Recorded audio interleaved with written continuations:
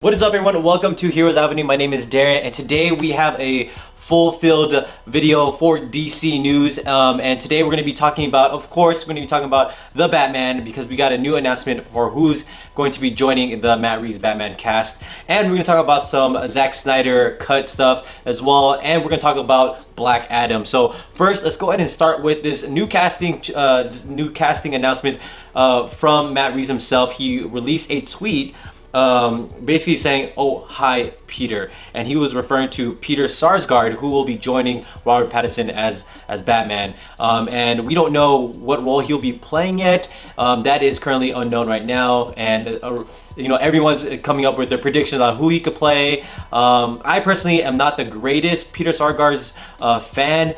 He was in the 2011 Ryan Reynolds Green Lantern movie. He played Hector Hammond, and I totally hated his role.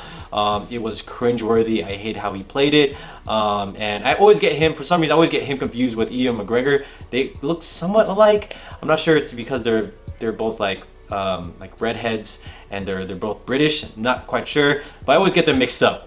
But I'm not his biggest fan, and I feel like a lot of his roles are very forgettable, just because of the way he's acting.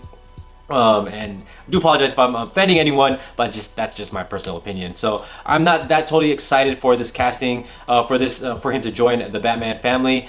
So we'll see. But there's a few predictions that I feel like he would be really great at. Despite my lack of likeness towards him, but I feel like he would be a really good toy man. I feel like he would play the role really well, or Mad Hatter, Calendar Man. Someone said Dr. Hugo Strange online, and they had a picture of him with just like a beard and just a bald head and some like circle glasses, and it looked like he played the part. But I feel like what would really go well with him would be Dr. Freeze, or Mr. Freeze. I forgot. Dr. Freeze and Mr. Freeze. Yeah, Victor Freeze. So yeah, I feel like if you play Victor Freeze, the fact that he's able to play like a science maniac would go really well with him.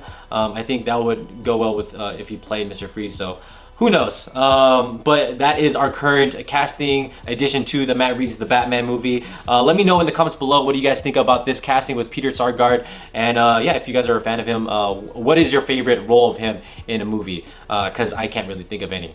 All right, so the next one, it comes from, it is going to be a Zack Snyder cut story.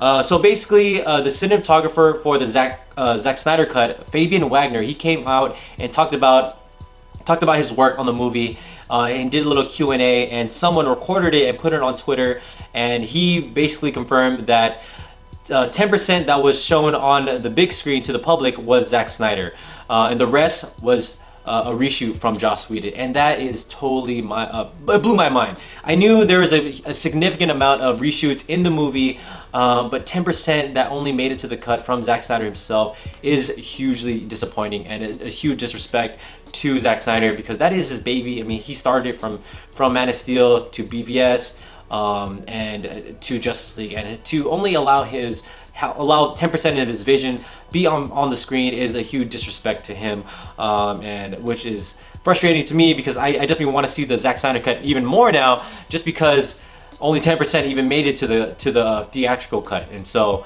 yeah, and we all know how that turned out. And he said, Fabian Wagner also said that the 3 films, or the 3 trailers that were released, were all Zack Snyder, and he says those were all the color tones, that color palette that he chose were on those trailers, and that was his vision. So I'll go ahead and link the tweet in our description below, so you guys could watch the video and see what other things he said as well. All right, so along with this Zack Snyder, I also want to talk about this little quick thing with Subway and the Snyder cut. So today, or I guess yesterday, Ben Affleck, he went on Twitter and basically showed his support for Feeding America, which helps feed the hungry families in America. He just tweeted about it, and someone from the Release the Snyder Cut movement retweeted his tweet, and somehow got Subway involved and said, how many retweets will it take for you to release a hashtag Release the Snyder Cut?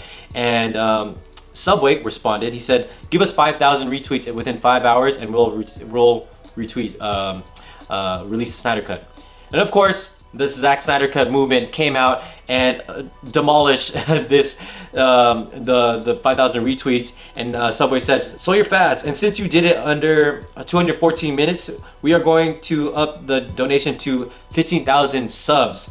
And oh yeah, hashtag release the Snyder Cut." So there you go. So Subway's gonna go ahead and donate 15,000 Subway sandwiches, and as well as support the release the Snyder Cut movement. So that is awesome altogether. Helping the hungry families around America, as well as supporting an artist's vision. I just wanted to throw that out there because I just discovered that today. And let's go ahead and move forward to this Black Adam story. So of course, if you guys don't know, the same cinematographer that worked on the Joker movie is going to be the cinematographer for the Black Adam movie, and his name is Lawrence Sher. And he went and talked about how he wants to make Black Adam different stand out from the comic book genre. And he said this. He said, "One of my interests about it is to continue to sort of," and we talked about it with Dwayne and obviously with John Collette Sarah, who's the director of Black Adam, and DC. "Can we continue to sort of reshape what a comic book movie is? Like, yes, of course you want it to be entertaining and it has to make a decent amount of money. So it can't love in such a fringe place that it doesn't bring people in. But can we do something inventive? So that's the goal, to continue to try to do something a bit inventive with it."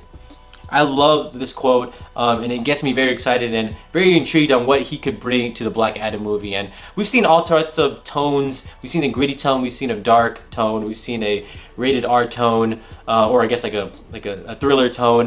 We've seen a comedic tone, a light tone.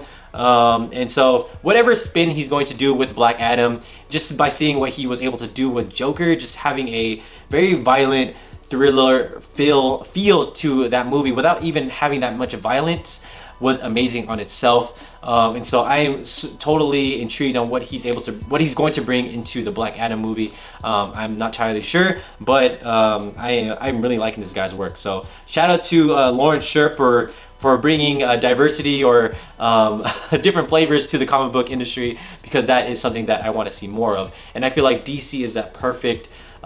This is the perfect studio to do that. And yeah, so those are going to be all the news for today. So let me know in the comments below, what do you guys think is your favorite? What are your guys' thoughts on everything? So don't forget to subscribe and like this video, and I'll see you guys again. Bye.